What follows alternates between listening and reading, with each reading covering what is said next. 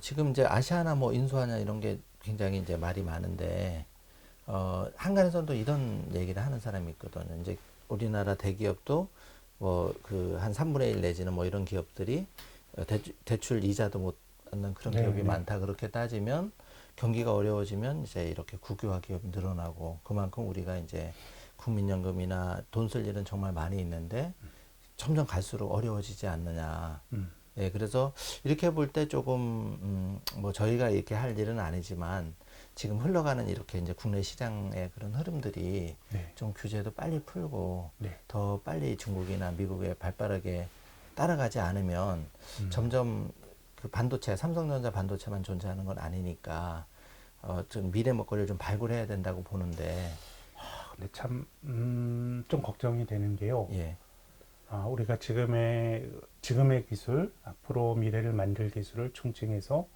4차 산업혁명이라고 그러지 않습니까? 네, 네, 근데 4차 산업혁명이라고 하는 게 네, 새로운 기술이 아니에요. 새로운 기술의 개발이 아닙니다. 네, 새로운 기술은 우리가 PC라든가 인터넷이라든가 20세기 후반에 만들어진 거고, 네, 지금의 그 4차 산업혁명을 제 나름의 개념 정리를 하면 세상에 있는 많은 데이터들을 우리가 집계해서, 네, 집계하는 거는 이 휴대폰이라든가 많은 센서를 통해서 취합을 해서 네, 클라우드에 모으고 음, 이 데이터를 해석하는 게 빅데이터잖아요. 네, 이런 일련의 과정들입니다. 네, 이것이 새로운 기술이 아니고요. 네, 기존의 기술들을 잘 조합하는 거거든요. 예, 그렇기 때문에 저는 중국이 한국보다 4차 산업혁명을 조금 더 앞서갈 수 있다라고 생각하는 거는 중국에 있는 기술 기업들이 한국의 기업들보다 기술이 좋아서가 아니고 이 기술을 사회에 적용하려 그러면 음.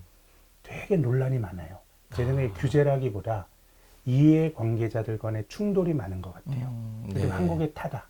예, 타다 이거 되게 택시 힘들잖아요. 기사분하고, 예. 예, 그 4차 산업혁명이라는 게 앞서 말씀드린 것처럼 새로운 기술의 개발이라기보다 기존 기술의 조합이다 보니까 네, 이것도 뭔가 새로운 수요를 만들기보다 기존 수요를 뺏어오는 측면이 있는 것 같아요. 그러니까 네, 물론 이제 타다 이런 데이터를 보면 택시 타는 사람들도 안 줄었다. 전체적으로 시장이 커졌다고 말하지만 네, 뭐 그 자체가 네, 없던 수요가 아니고요. 그렇죠, 택시의 기술, 수요가 글로 가는 거잖아요. 네, 그리고 쿠팡이나 마켓컬리와 같은 신기업들이 약진하는데 예, 그 이면에는 뭐 롯데마트나 이마트가 점포를 줄이는 걸로 나타나잖아요. 네, 그래서 이 신기술이라는 게 어떻게 보면 새로운 수요를 만드는 게 아니라 기존의 것을 뺏어오는 측면이 있기 때문에 정책이 이런 이해관계들, 기존의 그 플레이어들의 이해관계들을 잘 조율하지 않으면 아무것도 되는 게 없게 되는 거예요. 아, 근데 저는 중국이 잘 될 수 있다라고 생각하는 거는 기술의 우위가 아니고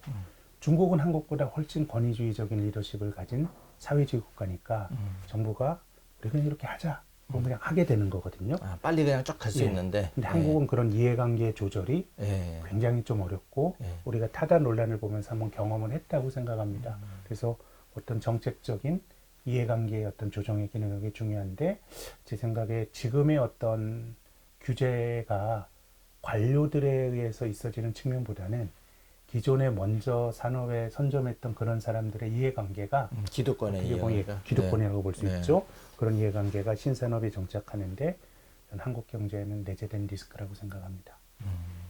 그럼 투자자 입장에서는 그런 걸 좀 감안해서 네. 약간은 그 좀 옥석을 가릴 필요가 있고, 네, 그런 거는 네, 다른 나라가 저는 성장주들은 조금 투자의 기회가 더 많은 거 아닌가 그런 생각 드네요. 한국은 네이버, 카카오 굉장히 훌륭한 주식이라고 생각하는데 네, 우리가 성장주라고 하는 그 어떤 그 바운더리를 보면 네, 우리는 핵심에 있는 몇 개 정도를 제외하면은 네, 오히려 다른 쪽에서 좀 기회를 보는 게 예, 좀 투자자 입장에서는 조금 예. 더 선택의 옵션이 좀 넓어질 수 있을 거라고 생각합니다. 네, 좋은 말씀이십니다. 그러니까 아시아나가 사실은 국적이고 예를 들어서 그렇게 굉장히 우리나라 기업이니까 좀 투자자들은 하고 싶은 마음도 있긴 하지만 이제 뭐 항공산업이 그런 여타 이유로 해서 코로나 사태나 수요도 많이 급감을 했고 이마저도 인수가 안 되고 잘 이렇게 된다면 선생님 말씀하신 대로 조금 그렇게 발빠르게 갈 수 있는 산업 그렇죠. 쪽에 예, 뭐 제 생각에는 지금 전 세계가 이 좀 국가의 권한이 커지는 쪽으로 가는 것 같아요. 큰 정부로 좀. 이미 코로나 이전부터 네. 그 IMF 국제통화기금 이런 데서 네. 이제 이런 권고를 많이 했어요. 좀 정부가 돈을 좀 써야 된다. 이제 이런 IMF가 이런 권고를 하게 된 그 배경은 2008년도 리먼 파산 이후로 저금리 기조가 유지가 됐죠. 경험해보지 못했던 돈이 많이 네, 풀리고. 근데 금리라고 하는 거는 돈이 가는 방향을 결정해 주는 게 아니고요. 돈이 움직이는 기본적인 그 조건을 만들어 주는 겁니다. 자금 조달 코스트가 적으니까 경제 주체들이 알아서 해. 네. 라는 그런 환경을 중앙은행이 만들어 줬는데 네. 그 돈이 실물 경제로 간 게 아니고 네. 다 뭐 자산시장, 부동산과 주식으로 간 거죠. 네. 미국 같은 경우는 주식이 많이 올랐고 한국은 주식보다 부동산이 많이 올랐고 영국 같은 나라도 주식보다 부동산이 많이 올랐고 포괄적으로 실물 경제와 어떤 자산시장 간의 어떤 괴리가 커지다 보니까 네. IMF가 재정 지출을 강조하는 것도 네. 뭐 정부가 시장보다 민간보다 더 현명하고 이게 아니고 네. 정부는 원하는 목적에 돈을 쓸 수 있는 겁니다. 네. 저금리라고 하는 건 알아서 해라는 건데 알아서 음. 했더니 자산시장으로만 유동성이 간 거잖아요. 네, 그렇죠. 그렇기 때문에 이제 정부의 역할을 강조하는 움직임이 있었는데 네. 코로나가 생기면서 그런 흐름이 더 가속화된 거거든요. 네. 그래서 많은 나라가 큰 정부의 시대로 가고 있기 때문에 특히 코로나라고 하는 게 천재지변이기 때문에 큰 기업들의 경우에는 뭐 정부가 한국뿐만 아니라 뭐 심지어 트럼프 대통령은 미국의 셰일 업체를 또 국유화시키겠다고 얘기를 했고 유럽은 뭐 항공사를 국유화시키는 작업들이 진행이 되고 있으니까 제 생각에 큰 기업들의 경우에는 대마불사 세상인 것 같아요. 정보의 힘이라든가 한국은 또 국제 금융기관이 있으니까 그런 쪽으로 일단은 좀 파산을 막는 쪽으로 갈 것 같고요. 근데 좀 걱정이 되는 거는 앞서 말씀하신 것처럼 소장님 말씀하신 것처럼 한국의 상장 제조업체 중에서 이 저금리 하에서도 영업이익으로 이자를 못 내는 게 3분의 1이나 됩니다. 그러니까 이게 구조조정이 안 되는 거예요. 네. 왜냐하면 금리가 낮은데 어떻게 구조조정이 되겠어요? 금리가 높아야 어느 정도 보존하고, 예. 있어야 되는 거예요. 금리가 낮으니까 예. 물론 한계 기업들이 있습니다만은 기업들이 망하기도 힘든 구조가 이미 지난 10년 동안 이제 온 겁니다. 네. 그러니까 앞서 말씀드린 것처럼 제가 뭐 일부 종목으로 쏠림이 있는 게 지뢰밭이에요. 한 3분의 1 지뢰밭이고 네. 뭐 부도 리스크는 없더라도 나머지도 뭐 결점이 많아 보이니까 네.